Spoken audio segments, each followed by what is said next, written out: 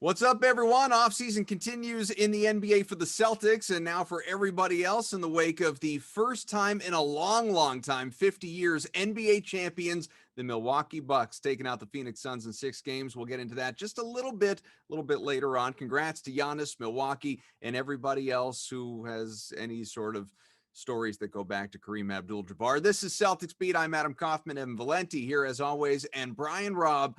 And I tell you what, B-Rob, I mean, that in and of itself, I feel like anytime that I say Brian Robb is with us, Mass Live, obviously, I start to trip over myself because I'm not used to calling you Brian ever in the years that I've known you. Yeah, you're not alone on that front. But whatever, you can call me whatever you want, Adam. Does your wife call you B-Rob? Absolutely not. No. Okay. All right. So she's locked in with Brian. She's not mad when other people call you Rob, but she's locked in with Brian. So the family is generally locked in with Brian. Everyone else, it's a free for all. Your young child, too young to be talking, obviously, but are we building toward instead of dad, B-Rob, just to like be in unison with everyone, or you want to stick with like dad or daddy? Go with the conventional norm. Yeah, we'll probably start with dad, but I don't know. The people on Twitter are excited about Z-Rob immediately. The possibility is there. So that will probably organically happen out of the gate. Exactly. The people were already on top of that. I got like 5 texts from people immediately when we told them the name, and they come back, Z-Rob. So did that ever occur to you, like at the time, going through the naming process, or was it that first text that you got? No, it never occurred to me. I would say that my buddy texted me as I was saying, yeah, we're not sure we're gonna go names. He's like, all right, make sure you do it with. So it works with like blank B, Rob. Yeah, it's gotta be exactly. Yeah, he was like, I was like that had no factor in it, but one of my friends, one of my BC buddies, Corey, did text me, be like, make sure you do that. That's really important for the name. It's really important for this kid's future. Yeah, exactly. Continuity. Nice, continuity. Easy nickname. Look, Nick, you can get stuck with a terrible nickname. Like we've all, been there at some point in life. He's, like really just sort of born into a good situation. Exactly. So it was not a factor. It worked out. It worked out well, and we'll see how if it sticks in the long run. But for now, we're just hoping that he sleeps and eats. So one step at a time here. There you go. Yeah, we get to all the fun stuff a little bit later on. After that, keep him young and safe and growing and all that good stuff. Exactly. But obviously, B-Rob from not just Mass Live, 98.5 The Sports Hub, does some work over there. You all know him from within CLNS here, the Winning Plays podcast that he does. I see you more and more with Rich Levine. Michael Pina is still part of this thing, right? He is officially, but he's a busy man at Sports Illustrated. So we're lucky when we get him because he's doing great stuff there too right now. But yep, it's you can always check us out there. We usually record on Thursdays if you want to check us out. Well, I mentioned the Sports Hub, and that it makes me think back to when we were last in touch, which was not long ago, in the last, I don't know, week or two anyway. And I'm driving around, and I hear you're on with Tim McCone. You guys are I pop it on. You guys are talking Celtics, and it's like, all right, I'm gonna stick around for a little while. And you guys are exploring what I think for most, including yourselves, like you guys weren't trying to, it's perfect talk radio fodder or podcast fodder, because there's just no universe in which this happens. Even if like you can make the math work, there's no way. But right. You guys were talking about the possibility. All right, well, let's say it's Tatum and they trade away Jaylen Brown to Portland. They get Dame, they make that work. Bradley Beal wants out. He finds a way here. And all of a sudden you got this 3-headed monster of Beal and Lillard and Tatum and absolutely nothing around them. I mean, it like could be the three of us filling out the roster, but is there, any universe, any galaxy that you think something like that, or hell, quite frankly, even one other superstar? Let's play it back to reality, where it's Lillard, Beal, or somebody else. One other guy joins this team this offseason. Just how big is Brad Stevens aiming? For this offseason, I think there's no real legitimate chance of that, barring Beal or Lillard not just saying I want out of the trade demand, but saying I want to go to Boston, essentially, or giving a list of teams where Boston is the clear team that has the most to give up in that scenario. But realistically, Portland, Neil O'Shea there is just hired Billups, is trying to save his job, and I don't think ownership or anyone else in Portland is going to be happy to say, okay, we just hired a new coach. Now let's trade away the franchise and Lillard before at least seeing if Phillips can turn things around there. I think ultimately he is going to have to trade him. It's just not going to happen this offseason. And the same situation with Beal. I mean, they had, they quote unquote made the playoffs last year. Great. But beyond that, like they have a new coach there as well. And with Scotty Brooks out the door finally. And so you think there that he has 1 year left, and could he push his way out midway through the season? Quite possibly.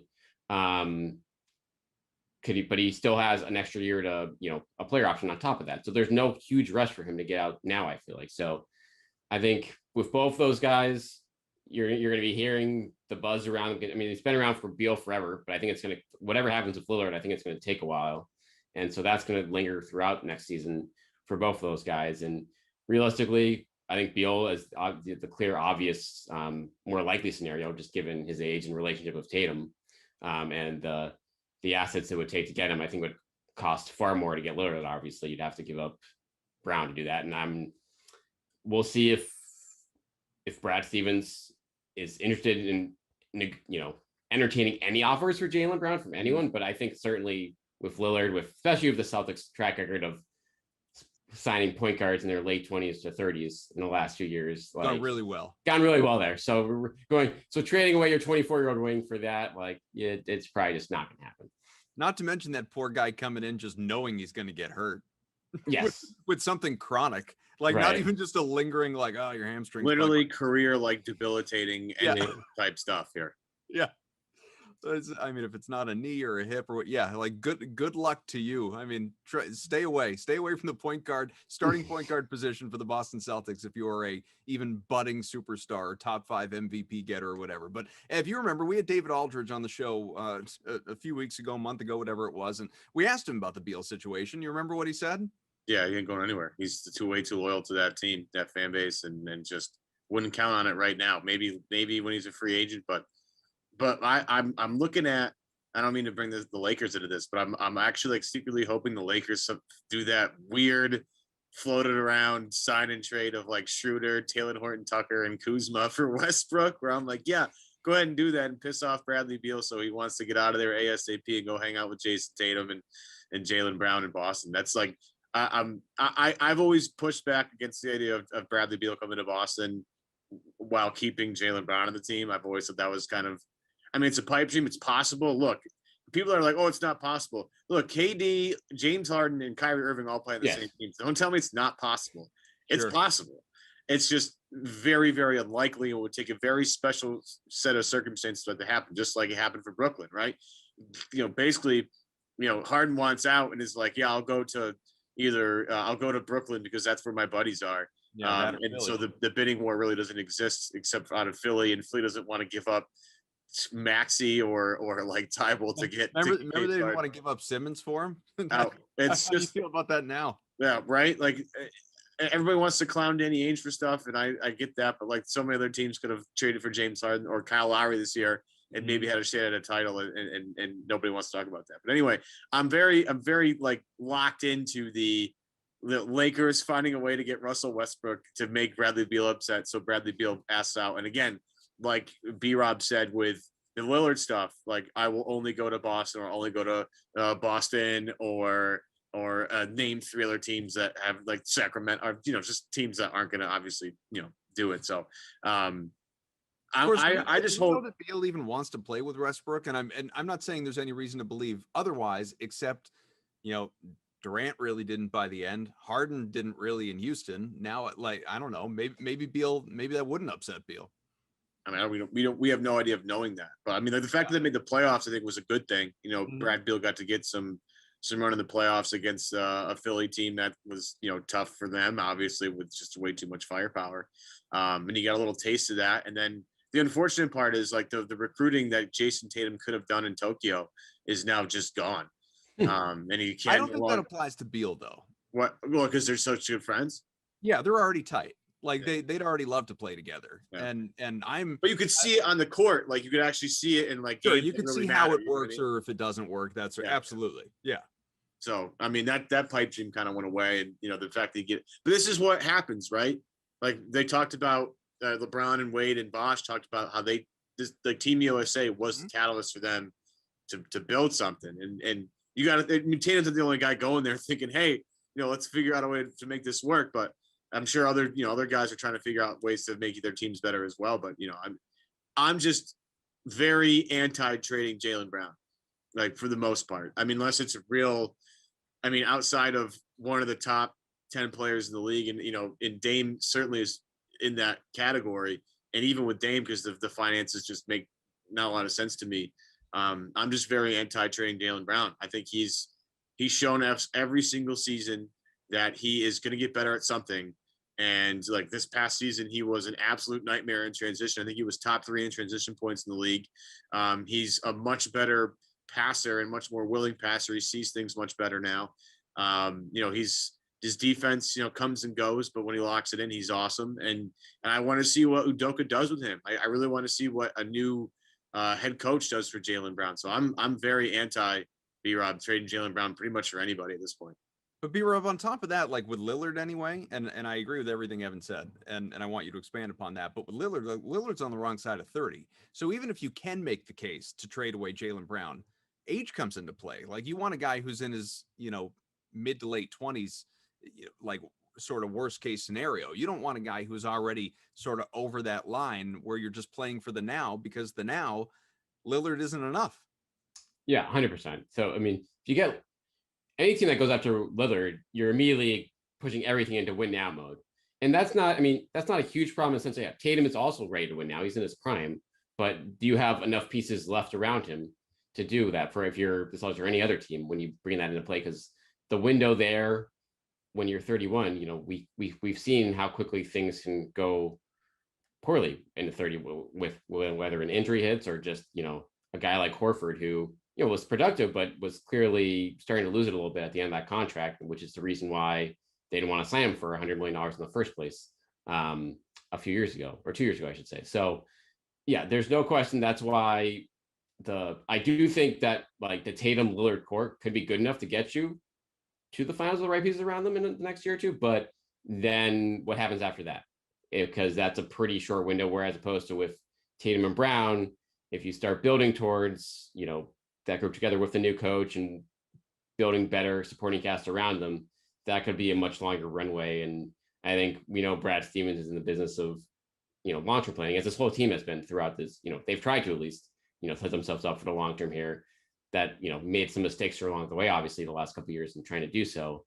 But I think that is no doubt going to be a priority. But when you look at all these guys, like Beal, Lillard guys, like, of course they're going to say they're loyal, right? Like everyone's like, who would have thought Lillard's like the most loyal guy in the NBA as of 6 months ago, and then we see what happens if you're on a team that just has no way to contend, you're only going to be loyal to a point. Mm-hmm. And even the guys that have been around forever, like Pierce, like start his career here, like he was probably going to be out unless they made those moves in like 2006. So that's for all these guys now, like things can change quickly, and so we know what Lillard's situation is, and I expect Beal, unless things somehow go really well in Washington in the first few months of next season, which, I mean, I don't expect them to, given what they have to work with on that team. Those guys are going to be in play as the next stars on the move, probably. Now, I kind of turned Evan's question into Lillard there. So going back to what Evan was talking about, do you agree with what he was saying, that Brown is not, you hesitate to put the untouchable label on a guy, but that he's borderline, like that there are just so few guys in the league you would be willing to trade that player, that man, that contract, that age, that everything that goes into the Jason Tatum package, that there's another appealing option out there for you? Yeah, he's certainly not untouchable, but no one that is probably available that you would trade him for is what it comes down to. Because when you look at Jaylen Brown's career right now, there's a couple of things that stick out to me about him. From improving every year pretty consistently, from the shooting to, last year, the ball handling and, kind of creating for himself, and the passing is coming along. He still has a long way to go on that front, but, that improvement's there. And number two, he's someone, him and Tatum are both guys that they show up in the postseason. They put up legit numbers year after year, where a lot of guys, you just see a huge drop off. It's like, look at like the Utah Jazz, like year after year, why do they fall apart in the second round? It's because like their role guys, or quote unquote some of their stars, just don't have it for the playoff level. Like Brown and Tatum have shown like they can at least match the production against on this stage. And Tatum did it by himself against a super team, and pretty much won him a game against one of the best offenses ever. Yeah. With nothing around him in that game 3. So when you have guys like that, you have to, and in the case of Brown, who's on a below max deal,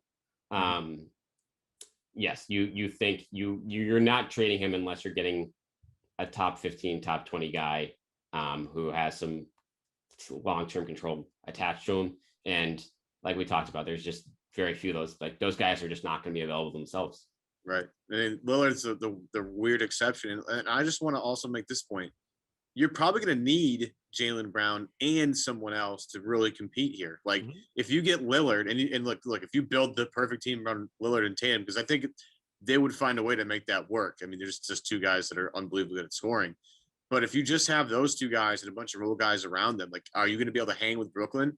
Not totally positive. Are you going to be able to hang around with Milwaukee in 7 games? And I'm not trying to say that, Dame wouldn't be able to hang around, but you saw what Eric Bledsoe did to Chris Paul and Devin Booker and wear those two guys down throughout the series. And it's not about, I know he was, little Eric Bledsoe-esque on offense, but he was such a game changer defensively for them that it wore down Phoenix's depth, essentially, where campaign's playing like real minutes.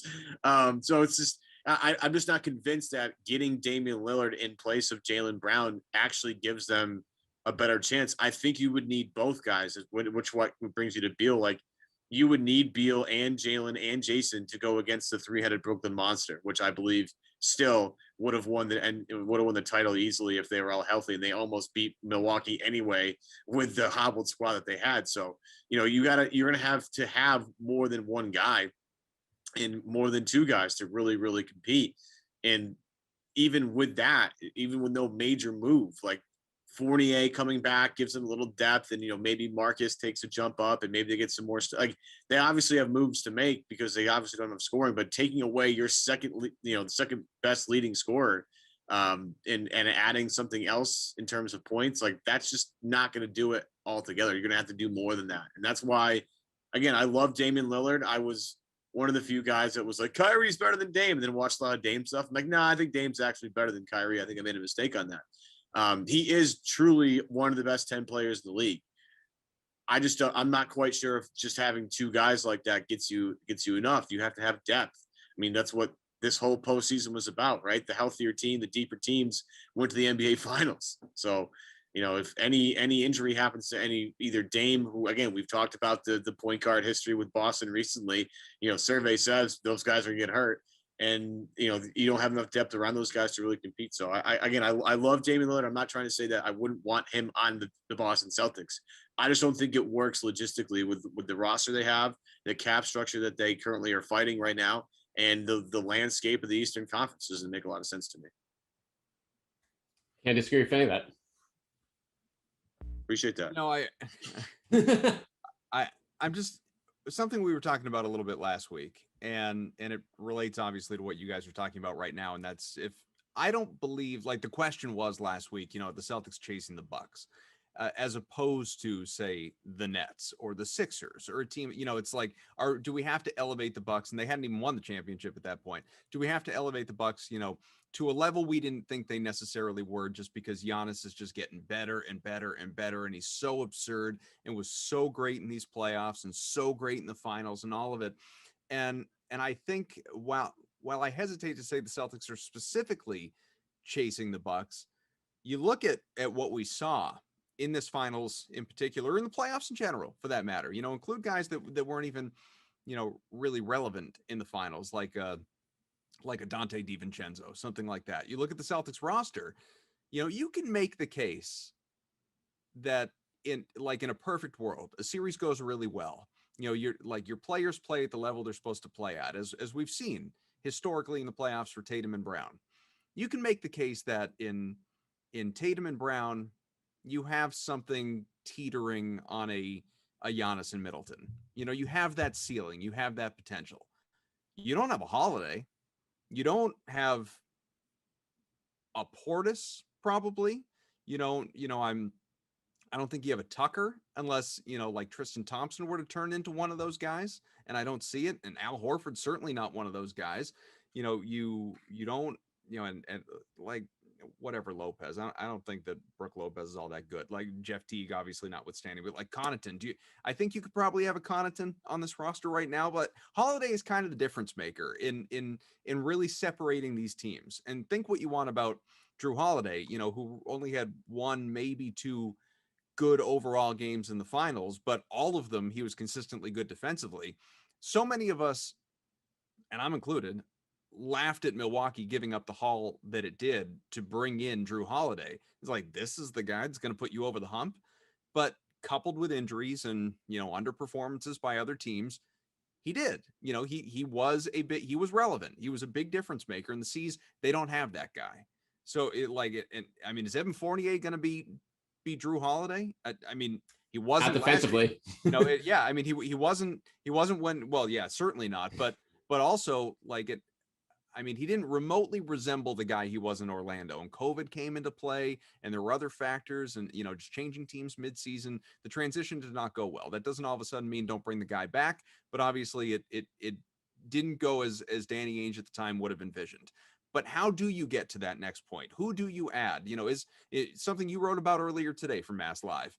The paths that you take, whether it's a sign and trade, whether it's obviously, using one of those half dozen practically trade exceptions that they've cultivated so far, or just, free agency in general. What is the missing link?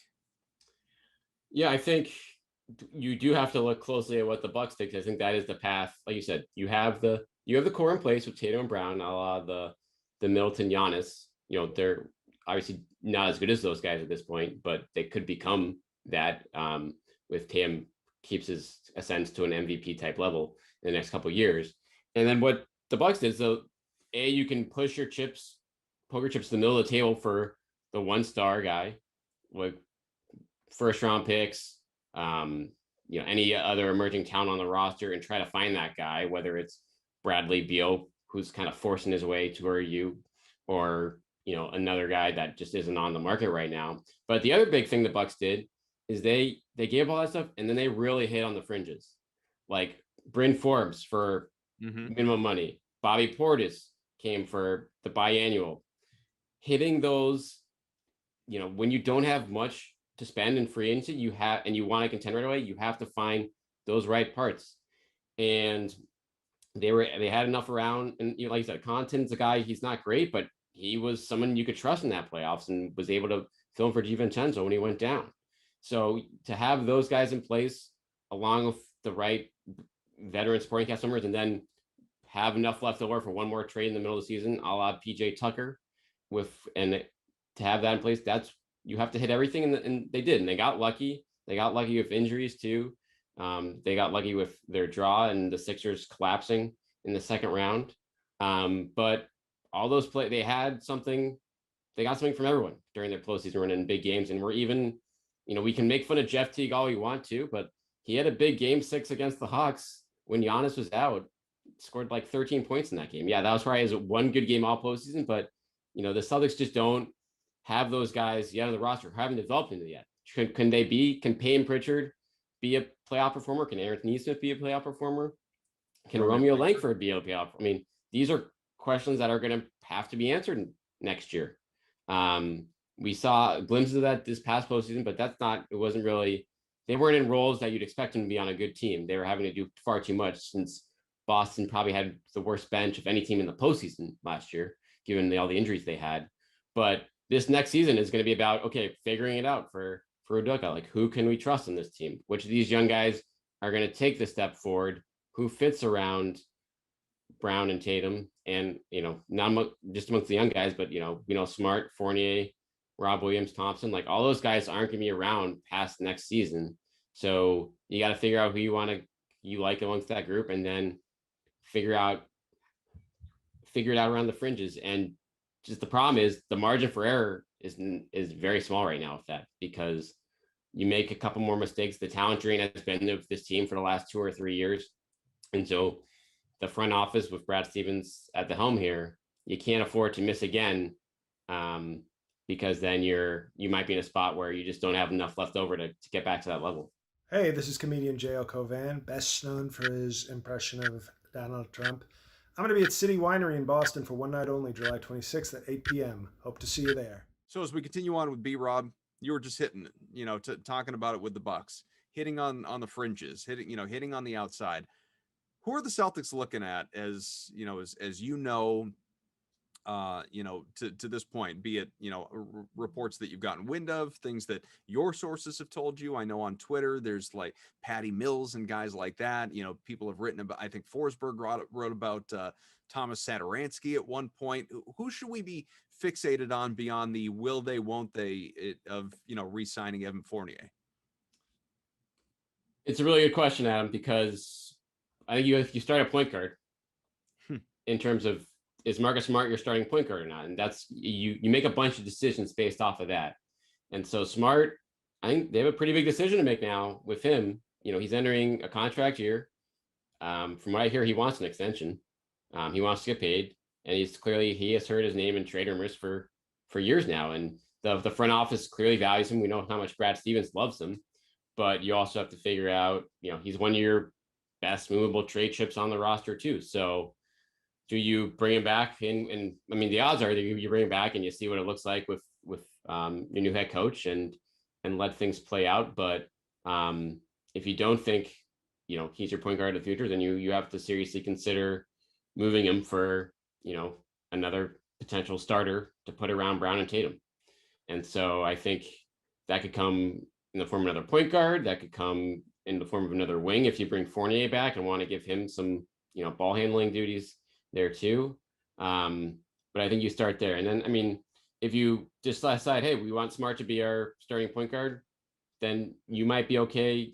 I think maybe you spend not the mid-level on a point guard in that situation because you still have Pritchard. And so, yeah, you take Patty Mills for the mid-level, no question, if Udoka can recruit him here. But if you only have $6 million to spend there, you might look at a different position on the roster. So I think other guys, TJ McConnell's out there. I wonder if you look for a pass first guy in that spot just based on Tatum and Brown's mannerisms. And there are a couple guys in that mold. I think McConnell being chief among them. But beyond that, I look at trades. I look at guys that have length and defensive versatility that can fit around Brown and Tatum. Someone, I know a guy like, Kyle Anderson has been someone they've had an eye on for a while. And you're not going to get him for free. You're going to have to go with something good for him. But guys like that, whether they're free agents or expiring deals that can fit into a trade exception, I think those are the type of players that are going to keep coming up because it's going to depend on what those teams, whether it's Memphis or, Chicago, like Satoransky, like what are their plans? Are those guys in their plans? Or are they going after different players and are suddenly going to have some expendable pieces that aren't going to cost much in a trade?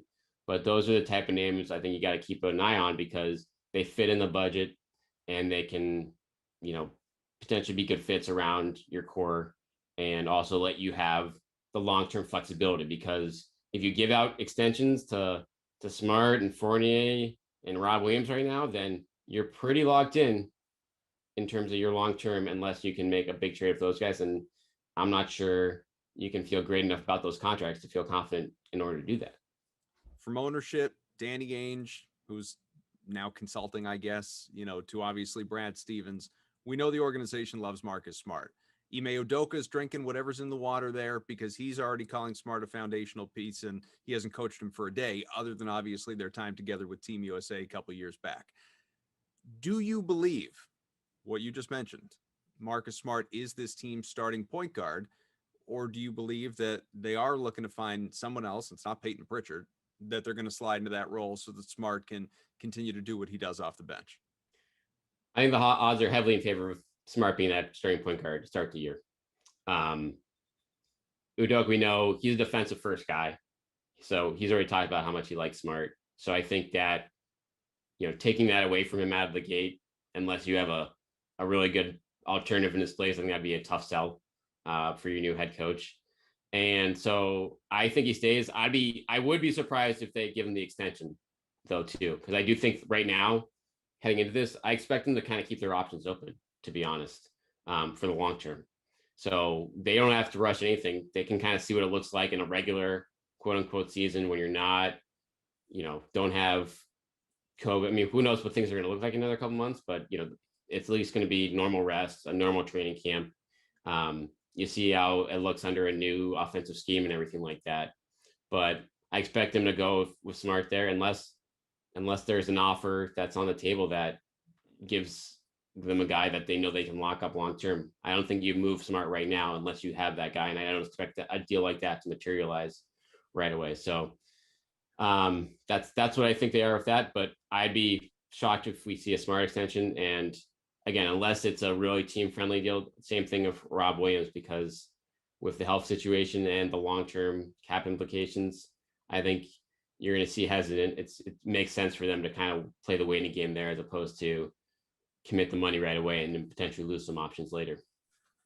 Yeah, I'm in on the Marcus Smart starting point guard experiment to start. I mean, I think my boy, not Nick Miller on Twitter, has numbers when Smart plays with Tatum and Brown: 13 points a game, 6 assists, 39% from 3-point range, 82% from the free throw line. I like those numbers. They're all encouraging. Marcus is a guy that we all kill for shot selection sometimes, but I think he's learned a little bit more about moving the basketball. And sometimes when he's not on the floor, the basketball sticks a little bit too much. I think sometimes he plays hero. I think we all get frustrated with that. I also think that sometimes he understands his role in this whole thing, and maybe a new coaching staff, new offensive system can help unlock some things. And if you're trading Smart, right, you trade him for established vets, or you trade him for draft picks, which I don't think they would do. Like, I think this team doesn't want to get any younger. Even though the popular idea was Smart for the number 7 pick of Golden State, number 14. I'm like, well, I don't think Boston wants to have any more rookies right now. I think that we've talked about ad nauseum how many young guys they played last year, and how it was one of the biggest problems they had too many unreliable guys. So either you trade him for veteran presence, which, I mean, what veteran presence are you looking for that's going to be an upgrade from him at the point guard spot? I don't totally see it. I'm not totally sure if you want to hand the keys to Evan Fournier's lead ball handler. I think Pritchard's a little too young to take that responsibility. So with B Rob here, I'm very in line with it. I think that I think that they might owe it to Smart to let him actually start a point guard. They brought in so many other guys to play point guard over the years, and Smart's always been like I'll cover for that guy defensively by taking his assignment, but I'll also try and spread the floor. It would be cool to actually watch Smart be given the ball like he was in college as a lead playmaker and try to make plays. I mean, you go back to his Oklahoma State days. I mean, I know he scored 20 a game, but he also was their lead ball handler. And I enjoyed the Marcus Smart, box scores from those days, where it'd be like 20 points, 8 assists, 7 rebounds, 3 steals, 2 blocks, and way too many shots. I enjoyed watching that guy from afar and wake up the next day and looking at that stuff. I think they could not owe it to him. What's up? Plus 25. Right. I think it would be, I think he's there's still more to be maybe unlocked there with him. I think he's gotten better over the years at certain things. And I think if he knows going into the season with a full offseason to prep that he's going to be the starting point guard, I think it might look a little different. I mean, he's clearly worked on things. It's not like his 3-point shot was hysterically bad. He was one of the all-time worst volume 3-point shooters in the history of the NBA when he first started. So I think, if you give him an opportunity to play that spot, because you know what he can do, right? He's at least going to defend his ass off. He's going to space the floor a little bit. He's going to hustle a lot, but there might be one more step to Marcus to unlock. And I think that's, if you'll find out very quickly if you really want to extend him or not, based off how the first couple of months go and how he handles the responsibility.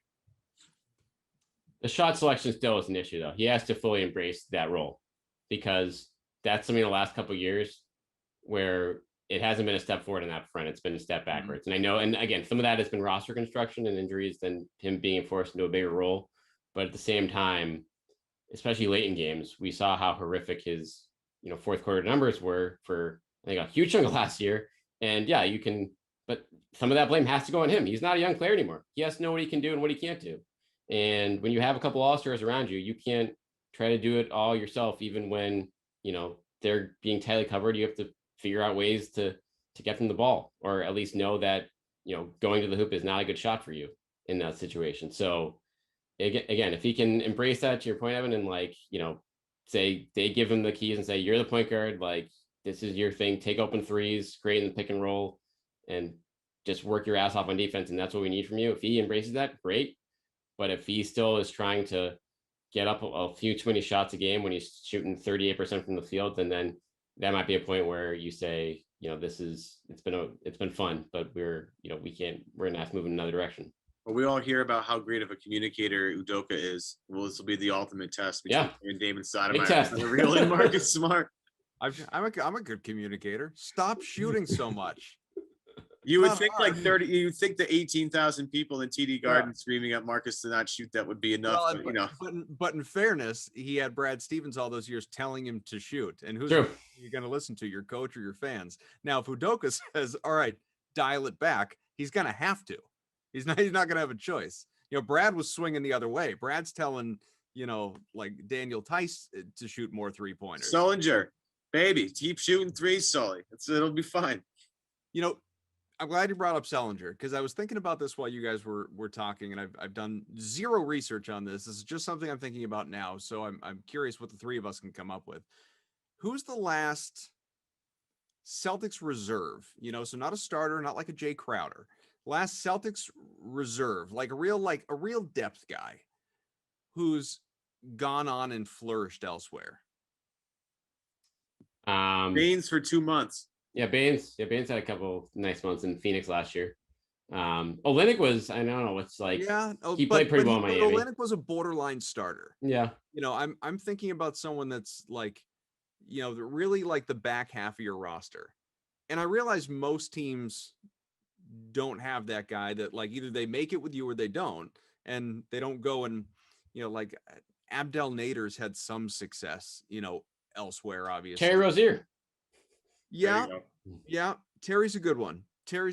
I mean, I feel like we knew what Terry could be, when he was here, and he's even exceeded those expectations. I didn't expect 20 points a game from him. No, but he's not, other than consistency, he's not that much better statistically than he was when he was starting for Boston when Kyrie was out. Yeah. Obviously off the bench, statistically, he wasn't anywhere close to this. In those 30, 40 games, whatever, that he started, he wasn't that far off from where he is right now.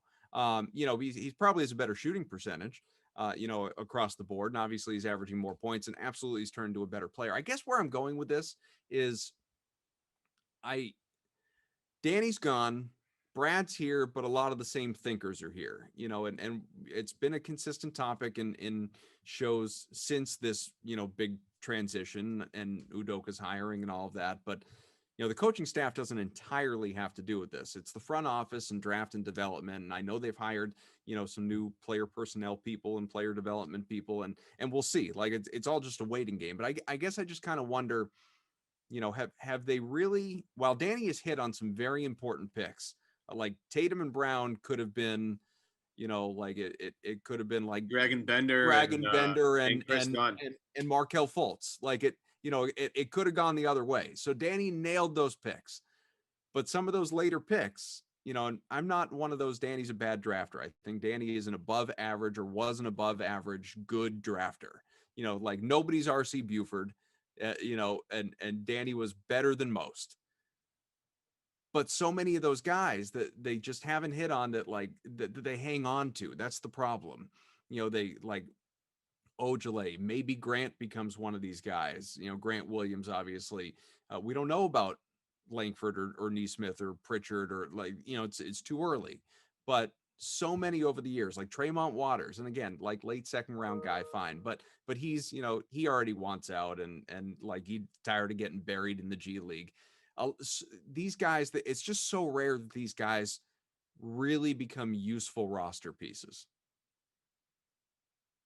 Well, yeah, it is a problem, with certain guys to get playing time. And like the way Brad did is, if you don't play defense, like you're not going to get a lot of playing unless you're an other world. Like that was the thing with Neesmith. Neesmith couldn't shoot, and he couldn't play defense yet. So it was like one of those things where, if he's one skilled, shooting isn't falling, and he's getting lost on defense, then you're going to be totally screwed. So, those guys they've taken shots at guys, just hasn't worked out. And that's for the majority of NBA teams, it's how it goes. But for like the Milwaukee Bucks, or like every once in a while, you get a Frank Kaminsky game 6 where Frank Kaminsky keeps your team in the game for a little bit, and then there's Bobby Portis on the other end. So it's like, it doesn't always work out that way. Depth's really important. Some guys are going to have great games in big spots. So, there is got to be some focus on that at some point.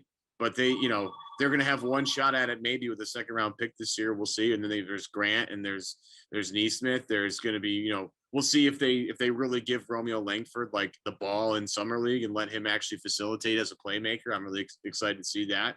But there's only so much ball and time to go around. And as you get to the playoffs, like those rotations shorten, and it's really the guys can really count on. So, I mean, you talk about depth guys, and they haven't hit on those, very rarely. And again, this past postseason, you had more than usual because you didn't have the normal people in the finals. But like normally those depth guys in the bench end up not really mattering a whole lot anyway. So to that point, like how much do you need to hit on those? I mean, you never every once in a blue moon you get Nikola Jokic and you find an MVP candidate in the second round. Like that's never happens ever. It's twice. Moses Malone and Nikola Jokic are the only two it's ever happened with. So it's those picks matter, but I mean, is to your point, Adam, nailing Tatum and Brown at 3 overall instead of taking Dragon Bender and Chris Dunn, sets you up in a good spot as well. So I mean, it's the roster construction of this team will be very interesting. And what is most interesting to me is the development of guys over the offseason, the real offseason. I mean, the problems that we're talking about might not even be problems with the way, Neesmith finished up. Very encouraging. Shot like 50% from 3 over the past couple of games in the regular season. I'm not talking like 3 or 4. His last sample size was very good. Pritchard was excellent to start, got hurt, and then was up and down the rest of the way like rookies go. Maybe those off-season developments will actually, bring them closer to real rotation players versus having fringe guys that, on a good day they're great, on a bad day they're miserable. So I don't know. Tough spot. Do we have any with B Rob though? I have a question for B Rob. Do we have any update on the GM position? Do we have any? All we know is Allison Feaster and Landry Fields are potential candidates here. I haven't heard anything else besides that. Yeah, the last I checked on that, nothing's really changed on that front. It's obviously nothing's going to change for the draft. I think what happens after the draft. Is that weird to you? Do you find that weird that they don't have a real GM in place when the draft's a week away? I find that kind of weird. Yeah, I mean, I think that they just feel confident with everyone in place there. Under Brad. Brad's obviously worked with the group for years. And I do think he has interest in, maintaining people in the group. But yeah, there's whispers that obviously for a while that he's going to bring some new voices in. Maybe is it to complement that group or is it to replace people in that group? I don't know. That's not clear yet. But my guess is that will become more clear either later this summer or perhaps maybe they'll go with this group for this offseason and then make some changes in season. We'll see. Well, and also like when Westerholm was with us last week, he was looking up some of the, I think it was Westerholm that was looking up the titles of some of the members in the Celtics organization. The titles are just nonsense anyway, to some degree. Like to say that Darren's is ridiculous. It's like the general counsel. Right. Like to say the Celtics don't have a GM, it's true in name, but they have Zarin, who could be. They have Stevens, who could be. Like these guys are both at that level. So it's, like they have the minds. It's just like B Rob said, it's complementary voices. If in fact they add anyone in the first place.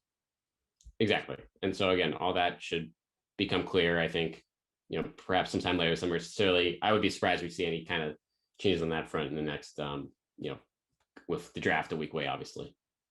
All right. Well, like B Rob said, draft's approaching. We didn't really even get into Olympic basketball, but that's going to start off this weekend, just a couple days away. US and Jason Tatum, Ime Udoka, part of the, the brain trust there anyway.